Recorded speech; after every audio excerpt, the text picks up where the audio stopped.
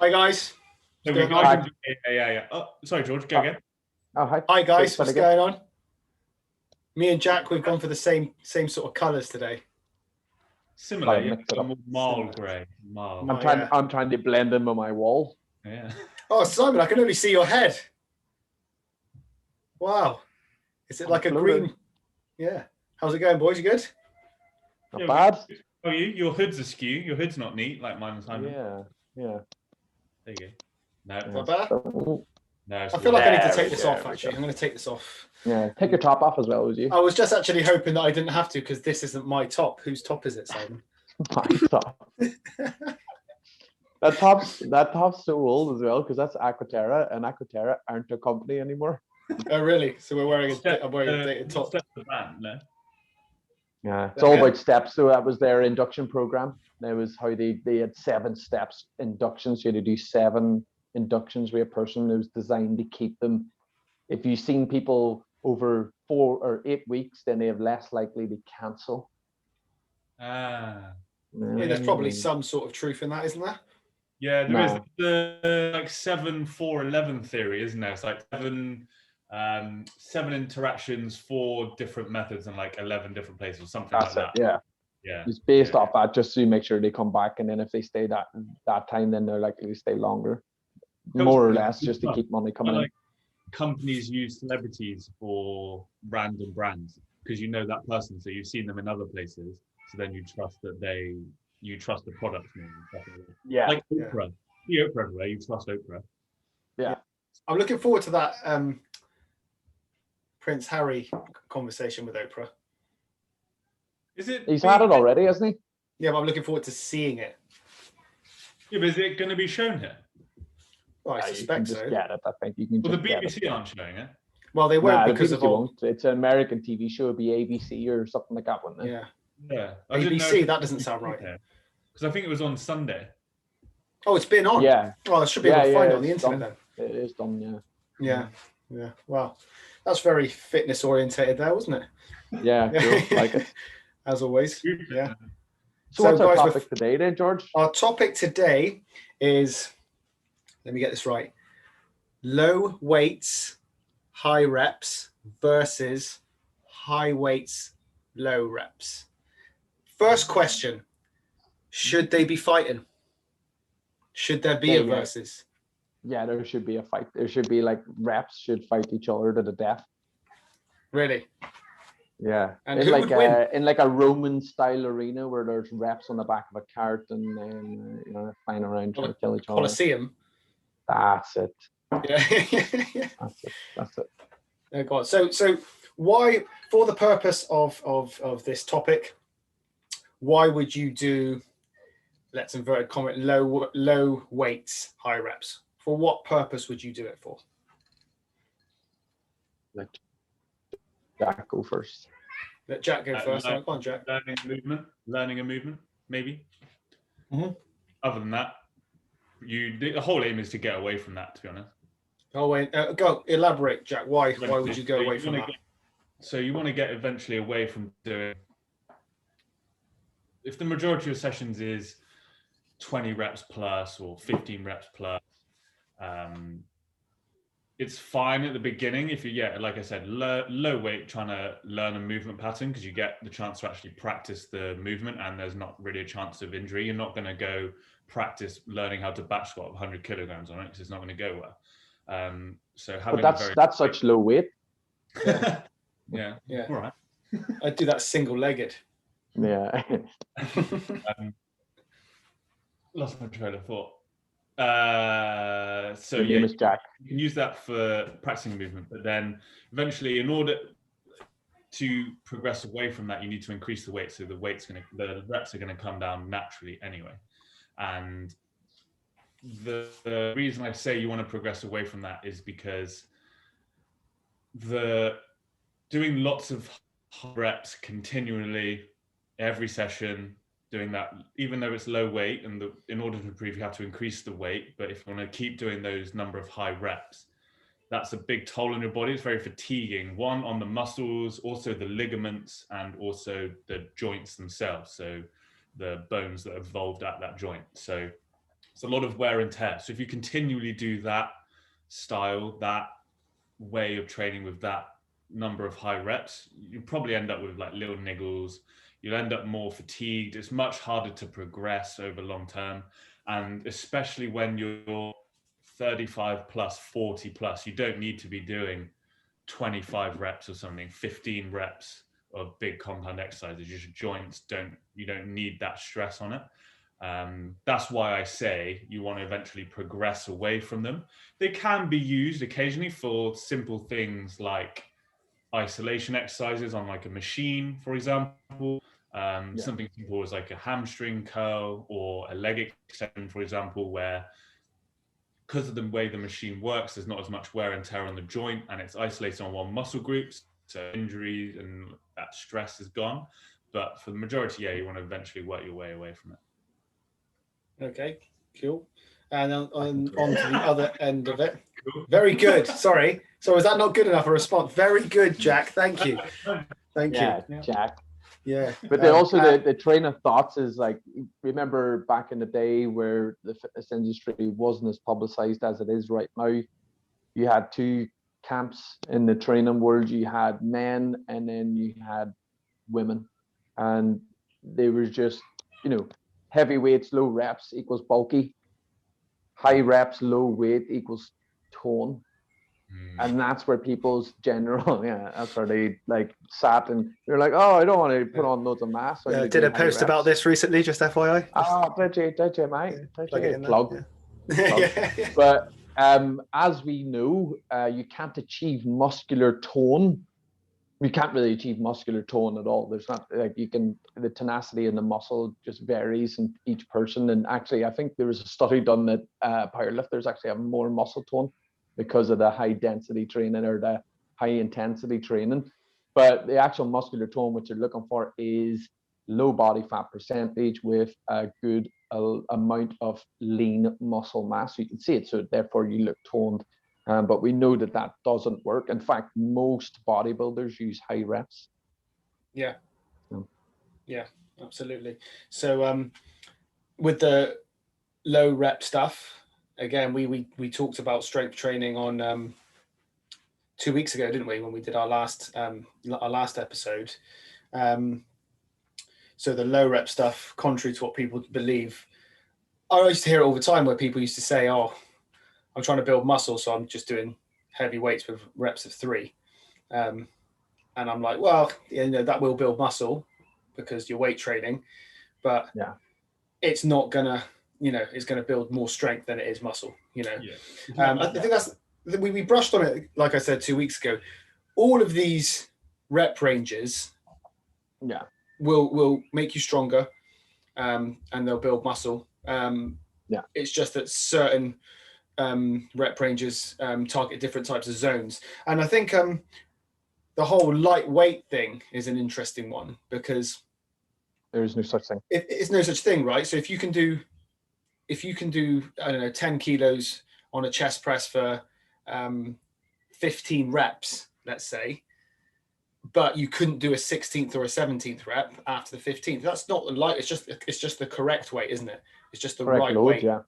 For 15. It should always aim for heavy weights. No matter what the rep range is, if you're in 20 to 15 rep range, then whatever weight you choose shouldn't really allow you to do more than 20 reps with perfect form, with good form or technique. Or if you're doing 6 to 4 reps, the same principle applies. You should not be able to do more than the desired rep scheme that you've set. So the weight will always be heavy for the rep scheme that you're choosing. There is no, otherwise you're wasting your time. Unless you're on a recovery phase, you're wasting your time. Yeah, and I mean, we're not considering stuff like keeping reps in reserve when we talk about this. We're talking about I mean, do you know what? Even if you are talking about stuff like keeping a couple of reps in reserve, it still needs to be the right weight. Just because you're keeping reps in reserve to aid recovery or whatever the reason you might do that, that's not for me, by the way. There's how many times have you, as a trainer, when you give somebody, especially when somebody comes or is new to training, and they're very afraid, they don't have the knowledge of what training is and what it does and what they expect. Where they say, you know, you give them something like you might give them a 15 rep range, and then they're like, oh yeah, I think that weight was enough. But you know for an absolute fact as a trainer watching the client do the training that they could probably be buying out 20 more reps. Like that happens quite a lot, and people are like, oh no, I think that was enough. You know when it's enough, you know what I mean? When it comes to a lunge or it comes to a bigger multi-joint movement, there's telltale signs. If somebody stops, if they're aiming for 15 reps and they stop at 12 reps, they try and take a breather and psych themselves up for the next 3 reps, you're on the right weight. Yeah. If they cruise the 15 reps, then it's too easy. It's too light. There has to be a grind in there somewhere, because overall, what we're trying to do with training, any form of training out there at all, is force adaptation. Force your body to change itself, they adapt to new stimulus, so we get better, we improve our fitness, we get stronger, everything becomes a better performance, if you like. But without those stimulus and without that grind, then you will see very, very, very slow results. Yeah, but you can get results, of course, like you said, they're slow. Maybe quicker in the earlier days, perhaps. Oh, yeah. But you know, I think I think that's it. I think going back to the point is, I think you find your zones. Let's say it's a zone of 8 to 10, and it needs to be, you know, kind of that. You don't really want to be. You might stop at 8, but you might think, okay, I don't think I could do more than 10 there. And like I said, sometimes it takes experience yourself when you're training to know what that feels like. Because just because you could do 5 more reps doesn't mean it didn't feel tough. It's just you could do 5 more reps, so it's not the right weight. So that's when it becomes a lightweight. It's too light for that rep range. But otherwise, this whole lightweights high rep thing, it's just you're dropping the weight to make up for the fact that you're doing more repetitions. Because you know, but there's also a question is like, when in a program or for who would you use a higher rep scheme for? So, you know, what type of person or what type of goal would you employ higher reps as a dominant force in somebody's program? Obviously fluctuating in between lower and higher, but always coming back up to the over sort of 10-ish range, if you like. When would you use that for somebody? Or why would you use that for somebody? Oh, so I think obviously if you're trying to build someone's endurance up, is when you would use it. I've used it quite often in situations where I feel like, let's say I have a runner, someone who's who comes to me to try and help them with their running, and they might, you know, some of their stabilizing muscles in their hip might be lacking. Then I might push those exercises to higher reps. For example, I've given someone a high rep step up in the past. But that still doesn't necessarily mean when I do the first compound exercises like the squat or the deadlift, I don't really, even then, I still don't really go that high on the reps. Like Jack was saying, I still tend to go no higher really than 8. But when it comes to the stuff, unilateral exercises, where I think stability might be lacking, or even the rehab exercises, then I get them to do quite a lot more. I've given people 15 reps on a step up, for example. They might not hold any weight for it, but the idea is I'm trying to improve that pattern. So that's when I would use it. I don't really change my program, people's programs that much when they're talking about weight loss. So wherever they are in their program, they are. Wherever they are in their phases, they are. And if someone says, oh, I want to lose a little bit of weight, I then start talking about calories. So training for me doesn't change. It's more to do with what someone's doing outside of the gym and how better I can make them perform, or whether I want to increase in endurance in usually an area that's had or has an injury that needs picking up. What about you? No, none of that. The opposite. No, exactly that. So if I have an endurance athlete, excuse me, COVID. When I have an endurance athlete, so somebody who's looking to improve their times on mileage, so you know how quick they're running a single mile, yada yada yada. That's all repeated efforts. So they're doing an endurance event, so they're having these stabilized hips, core, so on, throughout an hour-long race or possibly longer. Then I'll employ that adaptation where I put a lot of higher reps in, so their body can cope with the stresses, perform and produce power for longer periods of time and hold positions, especially in the pelvis. When it comes to new people, like I think Jack said as well at the start, as I like to use a higher rep scene because the load isn't that much in the joints. The reps might still be hard.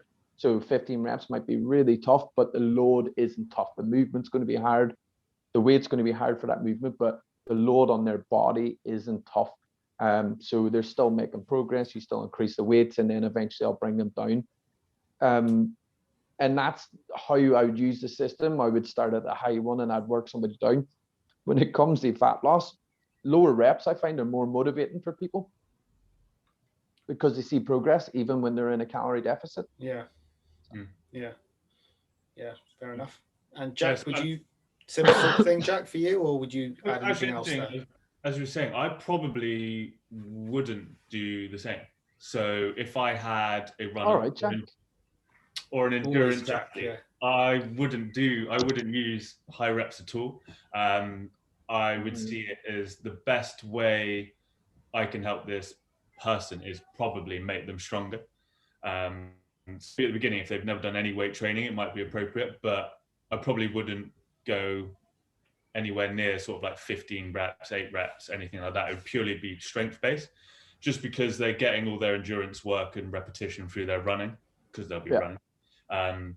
So on that aspect, I probably wouldn't go high rep at all. The only time I might use it is in someone that wanted to put on some side muscle mass, as like accessory for some isolation work, just to tick that metabolic stress aspect of the pillars of hypertrophy. Just tick that box, use it then. But like I said earlier, with simple movements that aren't multi-joint, maybe a machine if they have it, something like that. But then, like Simon said just then, if you're in a deficit, and if it's a reasonable deficit, like you're running lower on energy than you normally would be. So then being told to be like, oh, do 25 of these, and if it's done wrong, where it's like do 25 squats, you're like, no, I'm tired. So having the ability to be able to do less reps but higher weight to get the results you want because of the way your food and you're eating, you can't really marry up the two if you're asked to do 20 reps of 18 different exercises. It doesn't make sense. That's it. Also, they have lack of glycogen storage when they're in a big calorie deficit. So we know that higher reps will use glycogen or glucose or carbs, if you like, as a main energy source. And if you're already in a deficit, you can guarantee that your body's going to be trying to use them for other aspects of your life just to survive, brain function and everything else. So going into a gym and then trying to smash somebody on a higher rep scene, because let's face it, higher reps, to me, higher reps are so much harder. They are so much tougher because of that aspect. You've got lactic acid coming in there, burning like crazy. There's a huge mental aspect there where you have to really push for those last reps if you're using the right load. So I don't want to put somebody through that where, it's not going to feel great to them. It's only going to be tough from the scratch. And then the progress on those reps or on that sort of high rep end is going to be a lot lower for that person. So motivation is going to be low for the client. Whereas if I'm in 8-6s on the rep scheme, and I know that they're in a calorie deficit and they're doing their steps and everything else, I'm going to try and use that as a motivation for them so they can see that they're continually getting stronger, which then motivates them to do more training rather than just coming in and feeling dead all the time. We can kill anybody in a workout. It doesn't matter how fit you are. Kill anyone in 20 minutes. You don't even need an hour.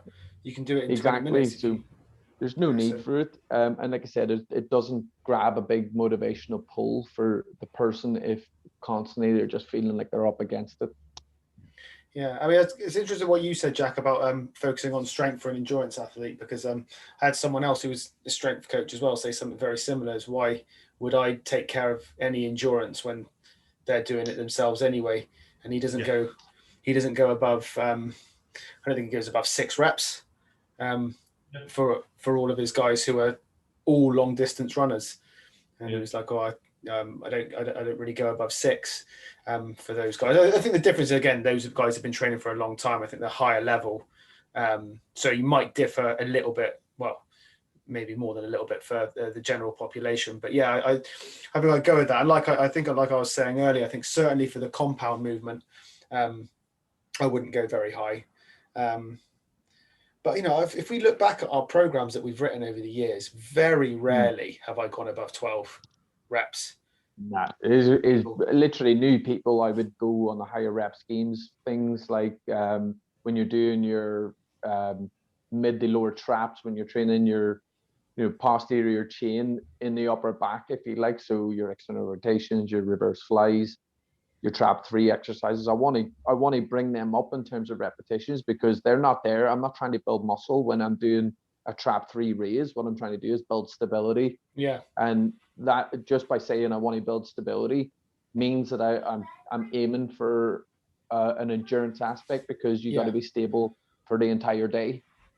Therefore, doing 6 reps on a trap 3 raise or an external rotation or something like that, it's not going to, well, external rotations you can go down, but you get what I'm saying. It's not going to benefit them as much as me trying to get those muscles to stabilize them all day long. Yeah, you're right. I think activities.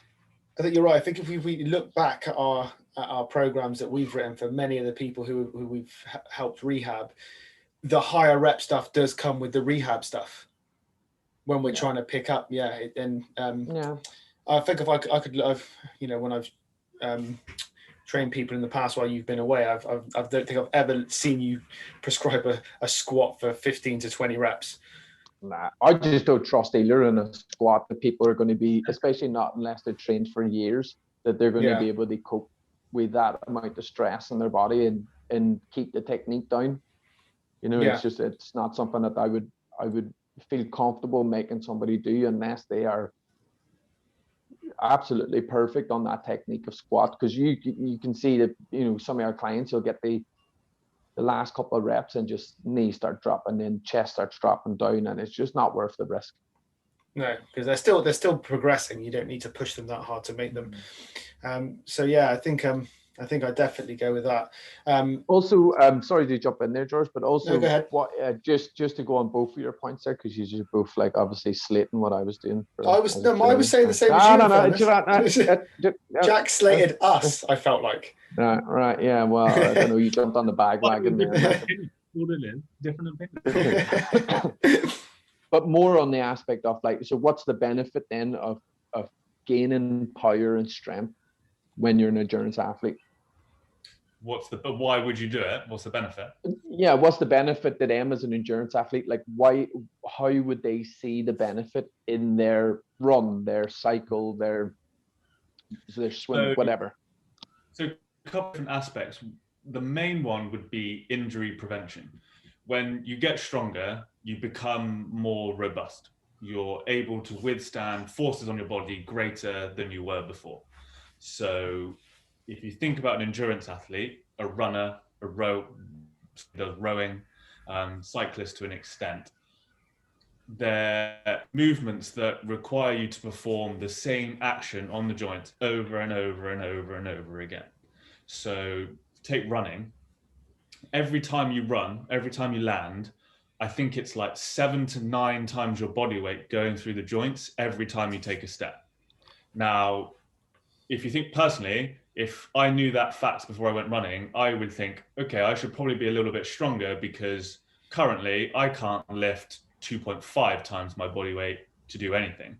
So if I'm having 7 times my body weight go through one leg, and then if you're doing like 5K, how many steps, how many times is your foot landing? Thousands. Yeah. That's why injury happens. Yeah. Exactly. You just can't withstand the stimulus that's happening on your body. And so there's that aspect, just to be more robust and prevent yourself from getting an injury.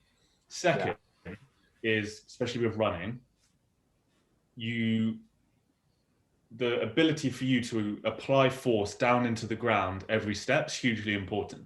Now, Strength is your ability to apply force. If you essentially boil it down to a really simple sentence to understand, I can apply more force into the ground so I can push this bar that's on my back up better than I did last week, because it was 100 kilograms last week. This week's 105. Improving that ability to be able to apply force into the ground means you're able to, every time you take a step when you're running, apply that force better and greater to then be able to run faster. Yeah. Everyone wants to improve that 5K time. Everyone wants to run, especially if you're an endurance athlete, improve your time. It's based around time, isn't it? So if you're able to improve the performance of that, that's why I said I'll focus on strength, because I wouldn't be able to make someone a better runner. I'm not running coach. I know a little bit about technique, but it's not my area. I can make them stronger, which in turn will improve their performance of running, not directly, indirectly, in fact. Yeah. But by preventing their injuries, you allow them to train more consistently, which will then in turn again improve their running. So both points really will help improve their fitness and their speed. So yeah, I think it's exactly. Well, the best ability is availability. If you can't train because you're injured, you're never going to get better at anything. Yeah. Where did you steal that one from?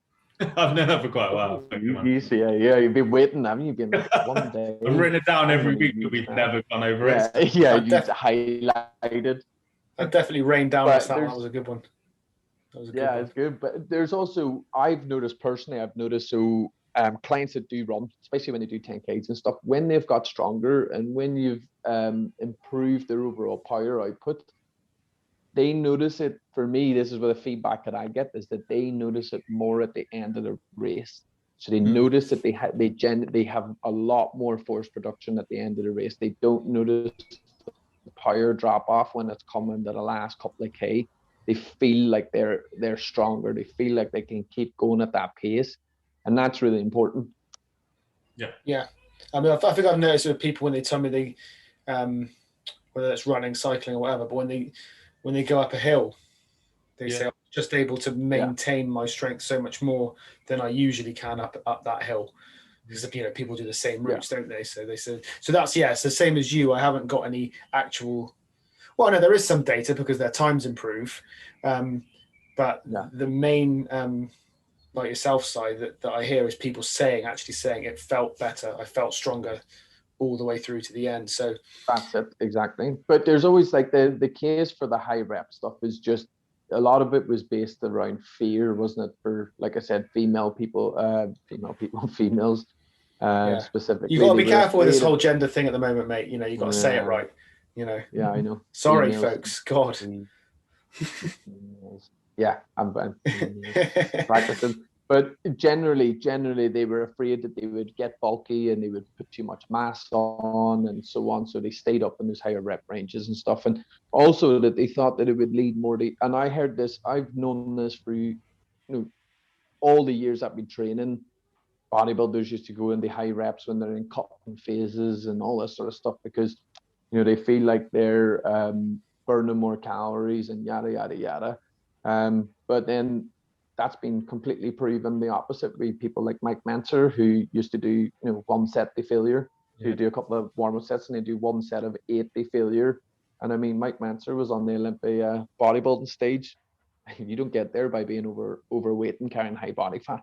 Didn't he eventually go to like one rep, one set, one rep? Well, it never was one set, man. Their warm-up sets would have been like our maximum set. Our final sets. So he'd basically work up to a max set. Yeah, and they would absolutely crush it with really, really good technique. It's but it was just a fear. But we know now through science, through data, through studies that none of this works unless you're in a calorie deficit. So it doesn't matter what the hell rep ranges you're choosing to do. Us guys could go out now and spend the next year doing 15 reps and we won't lose any more body fats unless we change what we're eating or we change our total daily output. So that's starting to fade away. There still is some people who are hanging on there, but hopefully through the fact that there's more education available, that misinformation's just dying away and people are You know, especially I think people want to be strong now. It's Mm. like I said, it's a bit more sexier to be strong now, especially Yeah. with social media. Yeah. People No. chase the pump as well. I think that's where it comes from as well. Yeah. Especially from like a guy's point of views. You do like your 6 straight reps, like you get a kind of little pump. You can feel your legs have worked, chest has worked over, but it's, when you've done like 15, 20 reps on a machine or like where you can feel your muscles are like, boom. And then Yeah. I think you chase that because they think, oh, that's what's getting me big because I look big in the mirror right now because my muscles are full of blood. Whereas that is not at all. Yeah. One tiny aspect of it. It's not that. Yeah. There used to be a guy, a Welsh guy. You remember? There's escalating density training. Who's heard about that? EDT, Yeah. where you sort of Yeah. do a couple of reps and you do 20 minutes of 2 exercises at a 6 rep basis based on your 12 rep max or something like that. But there's also another one, and I can never, ever remember this. It was created by a Welsh guy, and he basically done 50, 40, 30, 20, 10, 20, 30, 40, 50 on his reps on one exercise. And his claim was that it burnt intramuscular fat. Just how stupid does that sound? Just listen to it, intramuscular fat, so fat in between your muscle fibers. Like, what? I mean, if he's done it, he's a genius. I didn't do it because have you seen it anywhere? Have you heard of it? No, I haven't. Anywhere. It's not a popular In system. order to like convince people it's good. It's like, Yeah, oh, chuck muscular in there, and people be like, ooh. Yeah, he's right. Yeah. I want to burn muscle in between my muscle fibers. Yeah, that's That's exactly what I wanted. To get extra striated muscles. Specifically within the muscle fibers, nowhere else. You don't burn fat anywhere else. Yeah. Just in your muscle. But it's just little systems like that where people are like, yeah, that sounds about right. There's no data at all to prove any of that. And I mean, he was only using it on people who were shredded already. Yeah. The worst thing about that whole system was I watched an instructional video of it, and he was training an American guy who was ripped to death. And he was getting him to do bent over row dumbbell bent over rows. And I mean, the guy's technique was so horrendous. I mean, his back was basically an N. And he was doing 50 reps, 40 reps, 30 reps. Do you know what I mean? It just literally going on and on and on. On a bent over row. The bent over row. Can you imagine in good form the bent over row? Not even a chest supported bent over. No chest just support. Nothing. It was just so bad. It hurt me watching it. Like, and I guarantee you, that guy was like, "Oh, my lower back is so pumped right now." Yeah. But like being like, yeah, it's awesome. My back's pumped. Yeah. Oh, what's that? Oh, the fat in my muscles burning. Yeah. I can actually feel it. Yeah. It was like, yeah, can you hear it? Yeah. What sound does it make?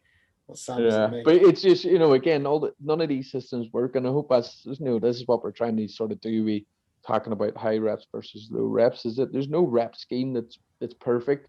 The best lifters and the fittest people, if you like, in the world vary repetitions and sets and rep schemes all the time because they're trying to stop their body adapting fully, so there's no more stimulus. They're trying to keep it guessing. I think you're right. I think for anyone listening, the two best take-home points from today is the first one is what Jack said about if you're someone who's an endurance trainer or athlete, and you're getting loads of miles in, focus on strength in the gym.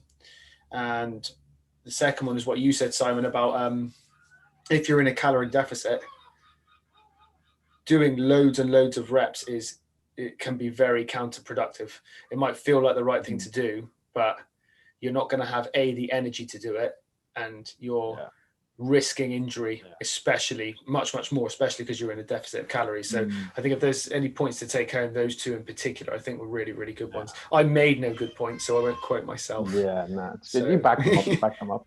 But I've been there, and I'm sure you've been there where I've been so drained on calories, and I'm going in and I'm facing high rep sets when I thought that was the way to go. And it just is so hard to get yourself like, I've done 10, but there's another 10 left. You know what I mean? That's the hardest thought in the world. When you've got 8 and you're like, oh, I've only got 4. 4 is not a bad number. Do you remember that drop set, that split squat drop set we were doing that time? When you work it out, we ended up doing 30 split squats per set.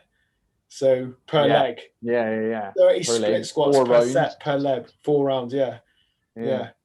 It was atrocious. Horrendous. It But that was atrocious. strictly bodybuilding. That was. Yeah, it was.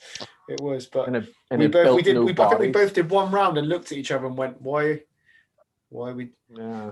What are we doing?" Why? And that was Immediately changing the program. Oh no. Yeah. We'll just how many program? 4? Should we just do 1? Yeah, just 1. Yeah, that was loads. It's too much. Yeah. Guys, before we go, anything to add? Did we miss anything with the low rep, high rep thing? Vary your loads. Vary from high reps Vary or your loads. medium reps and go down and come back up. But always look to progress, whatever it is that you're doing. If there's no progression, time to change things up. Jack, anything else from you? No, I think I've been good enough today. You've made some good points. Yeah, You've been you excellent. outdid Yeah, yourself. excellent. Both of you, really. I'm glad to be here, to be honest. Yeah, you're good. You're good. Fine. Good. But once my hair grows back, my strength, like Samsung's, will return. So it's fine. Yeah, that's Slowly. true. That's Slowly. will it grow back? Most of it will. Most of it. Please, I'm praying every night. Thank you, guys. And thank you, everyone, for listening. Yep. And we will see you next time. See you later. Bye. Bye.